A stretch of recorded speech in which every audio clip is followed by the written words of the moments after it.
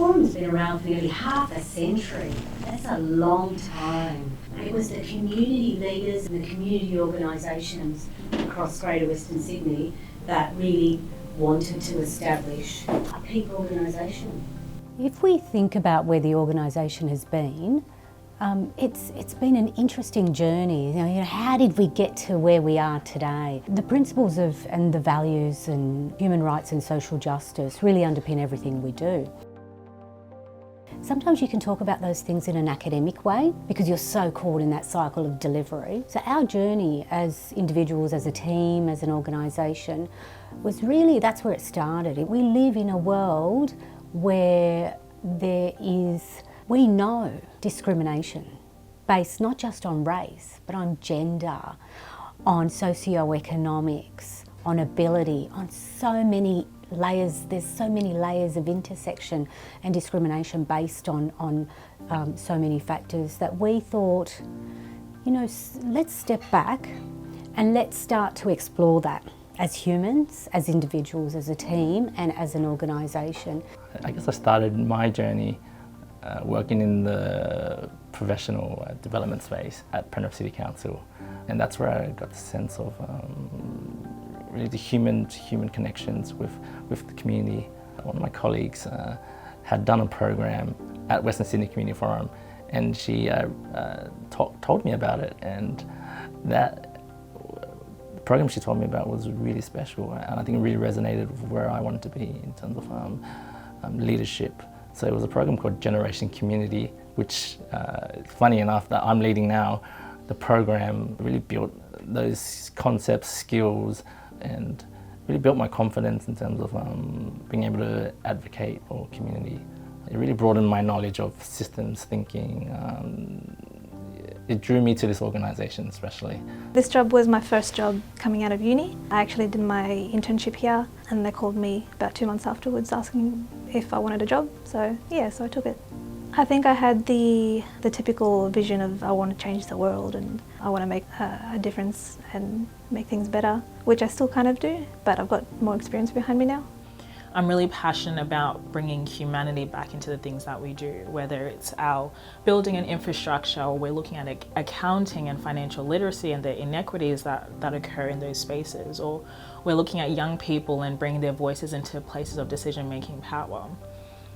It's about bringing back people into the things that we do. Yeah. I saw Western Sydney Community Forum as an opportunity to be a leader of communities and community organisations and look at leadership in the way we work in social and community services with organisations and how we work with people on the ground.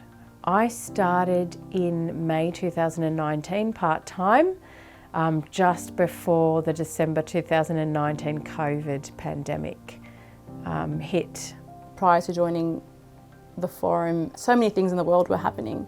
There was a pandemic, there was the Black Lives Matters movement in 2020, and prior to joining the forum, I was working at a statewide Aboriginal Women's Legal Centre where I was working as a solicitor that was supporting women who were victim survivors of violence. So it was working in a very tense space where I gained a very deep and intricate understanding of what the intergenerational impacts of racism looks like in modern society and the day-to-day challenges facing First Nations people.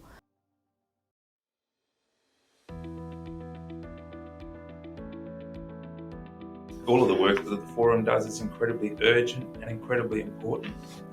And if the forum wasn't there, the voices that we need to promote wouldn't be heard, to an extent. And I want to make sure that it doesn't get diluted, chopped up, reframed and retold. They want to be able to preserve that narrative as authentically as possible, honouring the storyteller, honouring people's experiences. I mean, this was super evident during the COVID period when everybody was hitting back, going, oh damn, I've got to look after my viability, my job, my position. This community need right now, leadership meant going, I'm vulnerable as well, but you know what? Let's be vulnerable together. What does that mean? What does that look like? Let's co-design that space together. And I think that's something that's quite unique to this organisation. So let's segue into anti-racism and the organisation's focus on anti-racism from about 2020 and then the escalation through 2021. So how did that all come about? I guess I brought it to the board's attention at one of our meetings because I felt like, yes, we do a lot of anti-racism work anyway, but how do we actually formalise that journey? Who do we identify as people that need to be in the room? How do we make sure that everyone's voices are captured? I can't say enough about, putting an issue like that up and having our chair say, yep, this is something we need to address. Not having another barrier and then another barrier and then another barrier. We're going to do that, get on with what needs to get done.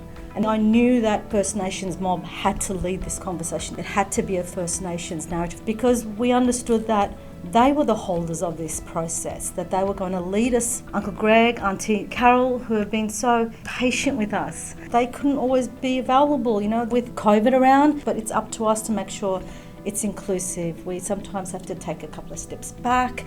We have to make sure that when we deep listen, we don't jump to judgment.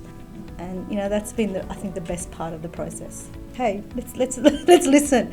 He tells your story where it connects to our hearts. Oh my God, it's so magical. And our elders who really totally make you reconfigure the way you look at our region and the millennia across which this knowledge stretches. So we're incredibly fortunate to have that. And I think that that's been one of the brilliant things that's come through this process.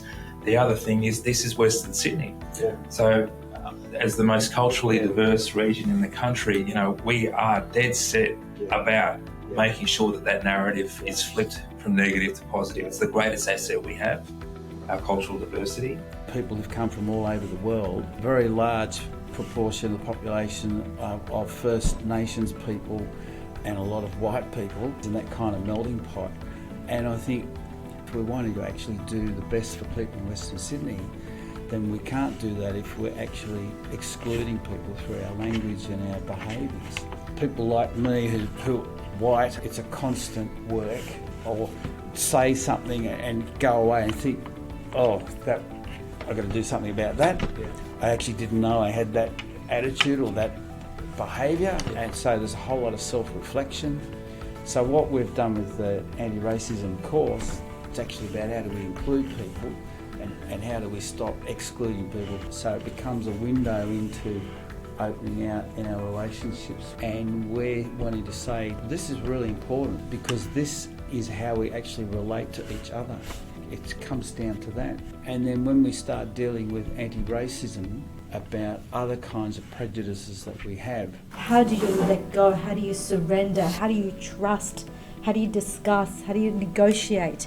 Those things have to be worked out. And the only way to work it out is to listen and to hear and to understand. I think that all of us have some racism within us, as in a prejudice for a particular identity and gender, and which is kind of natural because that's kind of who we are.